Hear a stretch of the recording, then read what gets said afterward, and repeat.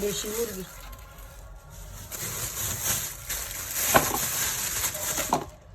broiler,